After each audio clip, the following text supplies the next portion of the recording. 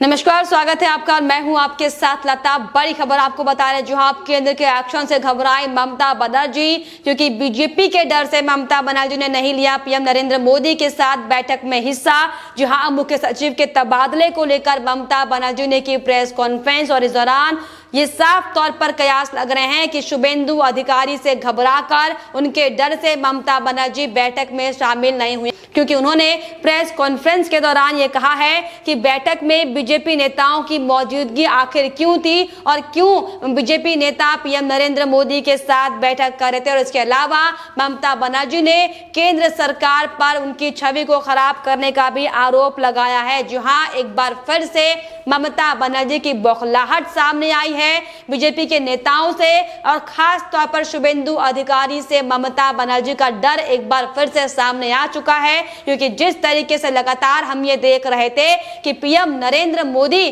के साथ जो खास बैठक ममता बनर्जी की होनी थी, उसको लेकर ममता बनर्जी ने इसे नजरअंदाज किया और बैठक में पीएम नरेंद्र मोदी के साथ खास बातचीत करने की बजाय सिर्फ और सिर्फ कुछ ही पलों के लिए वहां पर आई और पीएम नरेंद्र मोदी को अपनी रिपोर्ट सौंप कर वहां से चली गई थी। इसको लेकर हालांकि बाद में प्रोटोकॉल तोड़ने के आरोप को लगाते हुए केंद्र सरकार ने मुख्य सचिव का तबादला कर दिया, जिसके बाद अब ममता बनर्जी ने अपने मुख्य सचिव को बचाने के लिए प्रेस कॉन्फ्रेंस की थी, जिसमें साफ तौर पर ममता बनर्जी ने मीटिंग हॉल में बीजेपी नेताओं की मौजूदगी पर बड़े सवाल किए हैं, जो कि साफ तौर पर यह दर्शाता है कि दरअसल ममता बनर्जी का ये डर था। क्योंकि जिस तरीके से नंदीग्राम में शुभेंदु अधिकारी ने ममता बनर्जी को करारी शिकस्त दी है और बुरी तरीके से भारी मतों से वोटों से उनको हराया, यही बड़ी वजह है कि लगातार ममता बनर्जी ये भी कहते हुए दिखाई पड़ रही थी कि अगर शुभेंदु अधिकारी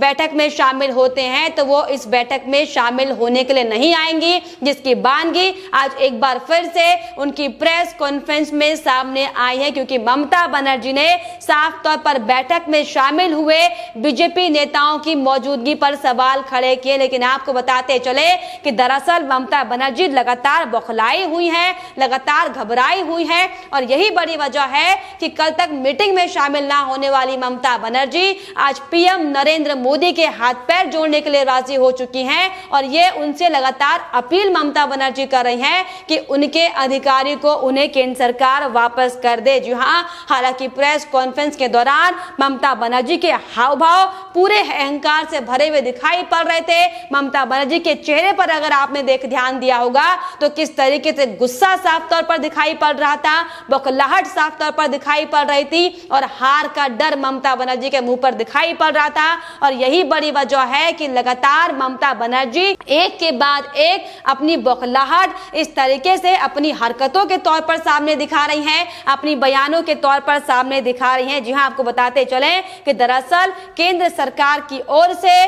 कल जो लगातार रवैया राज्य सरकार का गैर जिम्मेदाराना रवैया था, उसको देखते हुए मुख्य सचिव का तबादला कर दिया गया और 31 मई तक उन्हें दिल्ली में रिपोर्ट करने को कहा गया था, जिसके बाद से ही लगातार ममता बनर्जी घबराई हुई हैं। हालांकि इसी को लेकर आज ममता बनर्जी ने अपने मुख्य सचिव को बचाने को लेकर केंद्र सरकार से वापस करने को लेकर प्रेस कॉन्फ्रेंस की, और इस दौरान भी ममता बनर्जी का डर और गुस्सा साफ तौर पर देखा गया। हालांकि आपको बताते चले कि ममता बनर्जी ने प्रेस कॉन्फ्रेंस के दौरान ये साफ तौर पर कहा कि हम दरअसल मुलाकात करने पहुंच गए थे, लेकिन उन्होंने हमें बैठने को कहा। उन्होंने कहा कि जब वो मीटिंग हॉल के बाहर पहुंची और उन्होंने ये कहा कि मुझे अंदर पीएम नरेंद्र मोदी को रिपोर्ट जमा करनी है तो मुझे 1 मिनट का समय चाहिए, और इसको लेकर वहां पर मौजूद एसपीजी ने हमें ये बोला कि दरअसल 1 घंटे बाद मीटिंग होगी। सम्मेलन कक्ष में खाली कुर्सियां देखी। ममता बनर्जी ने यह भी कहा कि उनसे कहा गया था कि ये बैठक सिर्फ और सिर्फ सीएम और पीएम के बीच में है, लेकिन बीजेपी के अन्य नेता भी वहां पर मौजूद थे, जिसको लेकर ममता बनर्जी ने सवाल उठाए हैं। इसके अलावा उन्होंने पीएम को रिसीव ना करने को लेकर भी अपना बहाना नया तैयार कर ये कहा कि इसकी कोई जरूरत नहीं थी और हर बार सीएम पीएम को रिसीव करे ये जरूरी नहीं है, हमारे पास और भी राजनीतिक काम होते हैं। जो देखिए किस तरीके तरीके से ममता बनर्जी की बौखलाहट सिलसिलेवार तरीके से सामने आई थी, हमने देखा था। लेकिन इसी कड़ी में आज ममता बनर्जी ने, जो कल तक ममता बनर्जी पीएम नरेंद्र मोदी को लगातार अपना अहंकार दिखा रही थी, उनका अपमान कर रही थी, देखिए आज कैसे वही ममता बनर्जी विनम्र निवेदन पीएम नरेंद्र मोदी से करते हुए आई हैं और उन्होंने अपनी प्रेस वार्ता के दौरान पीएम नरेंद्र मोदी से हाथ जोड़कर अपील की। उन्होंने कहा कि मुझे मेरे अधिकारी केंद्र सरकार वापस कर दे, क्योंकि मुख्य सचिव राज्य का होता है। और इसके अलावा ममता बनर्जी ने यह भी कहा कि अगर पीएम नरेंद्र मोदी कहेंगे तो मैं उनके पैर तक छूने को तैयार हूं। बंगाल के लोगों के भले के लिए मैं पीएम नरेंद्र मोदी के पैर तक छू लूंगी। तो देखिए किस तरीके से ममता बनर्जी यहाँ पर डबल स्टैंड की राजनीति खेलती हुई दिखाई पड़ रही हैं। कल तक जो ममता बनर्जी पीएम नरेंद्र मोदी से बात करने को राजी नहीं थी, वो आज जब उन्हें लगा कि अब उनकी गरज पड़ चुकी है, उनके अधिकारियों को उनकी गलती की सजा दी जाए, तो कैसे अपने अधिकारियों को बचाने के लिए ममता बनर्जी आज पीएम नरेंद्र मोदी के पैर तक छूने के लिए तैयार हो गई है। लेकिन इस दौरान जो उनके बयान लगातार सामने आए हैं, ये साफ तौर पर बताता है कि ममता बनर्जी का ये डर है, ममता बनर्जी की ये बौखलाहट है। और यही बड़ी वजह थी कि ममता बनर्जी कल पीएम नरेंद्र मोदी के साथ बैठक में शामिल नहीं हुई, क्योंकि साफ तौर पर वहां पर उनके प्रतिद्वंदी शुभेंदु अधिकारी वहां पर मौजूद थे। और इसके अलावा प्रेस कॉन्फ्रेंस में ममता बनर्जी ने यह भी कहा है कि हमने हमेशा केंद्र सरकार का सहायता की है, हमने लगातार केंद्र की ओर से जो भी बैठकें हुई हैं उस पर शामिल मैं हुई हूं,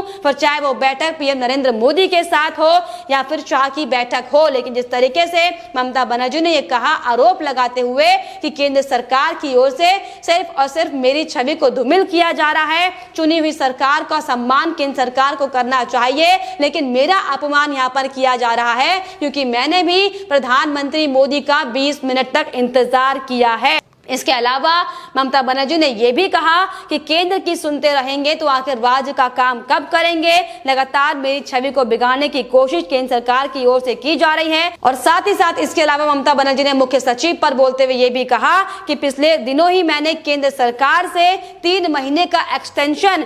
मुख्य सचिव के लिए लिया था, लेकिन केंद्र सरकार ने यहाँ पर राजनीति करते हुए उन्हें वापस बुलाने का जो फैसला लिया है ये गलत है और मैं उनसे रिक्वेस्ट करती हूँ कि उन्हें मेरे अधिकारी को वापस करना चाहिए था। तो साफ तौर पर देखिए जिस तरीके से ममता बनर्जी डबल स्टैंड की राजनीति यहाँ पर खेलती हुई दिखाई पड़ रही है, ये साफ तौर पर दर्शाता है कि किस तरीके से अपने अधिकारियों के लिए तो बार बार ममता बनर्जी फ्रंट फुट पर आकर बात करती है, लड़ाई लड़ती है, लेकिन बंगाल वासियों के लिए, लेकिन आम जनता के लिए, आम वासियों के लिए जिस तरीके से लगातार बंगाल में खून बह रहा है उसको लेकर उन्हें कोई फर्क नहीं पड़ता, लेकिन साफ तौर पर सिर्फ और सिर्फ अपनी खींच निकालने के लिए बंगाल वासियों की जिंदगी को दांव पर लगाया जा रहा है। और यही बड़ी वजह है कि जिस ममता बनर्जी को इस तूफान से बचने के लिए, अपनी जनता के लिए, अपने बंगाल वासियों के लिए पीएम के साथ बैठकर कोई रणनीति तैयार करनी चाहिए थी, लेकिन सिर्फ और सिर्फ शुभेंदु अधिकारी जो कि उनकी आंख में लगातार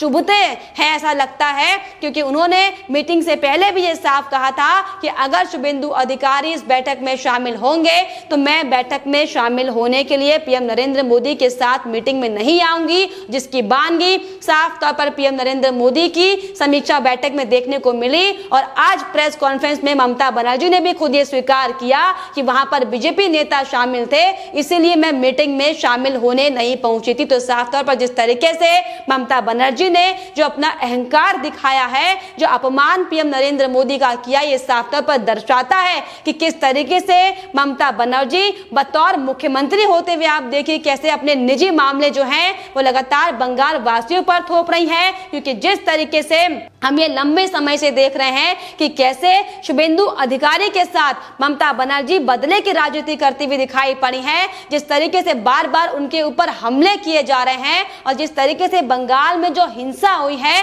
नंदीग्राम में जो पीड़ित परिवार हैं उनसे तक ममता बनर्जी मिलने नहीं पहुंची है। लेकिन यहाँ पर मीटिंग से बचने के लिए आप देखिए कैसे ममता बनर्जी ये कहती हुई दिखाई पड़ी है कि उनके पास भी और काम थे और वो प्रभावित इलाकों का जायजा करने के लिए पहुंचे पहुंची थी और इसीलिए वो मीटिंग में नहीं आ पाई। कि उन्होंने ये भी हवाला दिया है कि उन्हें इस मीटिंग की जानकारी देर से मिली थी। हालांकि ममता बनर्जी ये भी कहती हुई दिखाई पड़ी कि उन्हें बस इस बात की जानकारी थी कि ये मीटिंग सिर्फ और सिर्फ पीएम और सीएम की मीटिंग है। तो ममता बनर्जी, क्या आपने कहीं देखा है कि जब भी ऐसे प्रभावित इलाकों को लेकर या फिर इतने बड़े तूफान को लेकर जब कोई बैठक की जाती है तो प्रधानमंत्री, मुख्यमंत्री के अलावा कई आला अधिकारी भी वहां पर मौजूद होते हैं, कार्यकर्ता भी मौजूद होते हैं पार्टी के। और यही बड़ी वजह थी कि बीजेपी के नेता शुभेंदु अधिकारी अपनी नंदीग्राम की स्थिति को वहां पर बताने के लिए और किस तरीके से प्रभावित इलाकों को राहत दी जा सकती है,